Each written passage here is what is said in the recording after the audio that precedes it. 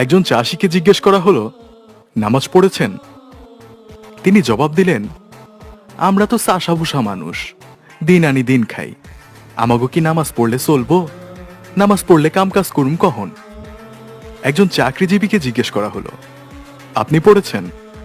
তিনি জবাব দিলেন, আমরা তো চাকরিজীবী, পরে চাকরি করি, সময়ের আগেই ডিউটিতে যেতে হয়, নয়তো কপালে থাকে বসের চোখ রাঙানি, নামাজের সুযোগ কই?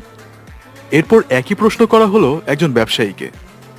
তিনি জবাব দিলেন, ব্যবসা করি, মাত্রই দোকানটা খুলছি, নামাজে তো যাইতেই হবে। এটা তো ভালো কাজ, কিন্তু দোকান রেখা নামাজে গেলে দোকান দেখবে কে বলেন?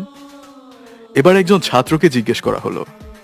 সে জবাবে বলল, কি যে বলেন, পড়াশোনার যে চাপ, নামাজ পড়ার সময় কই? তাছাড়া মানে আর কি, কাপড়টাও পাক পবিত্র নাই, কেমনে কি করি বলেন?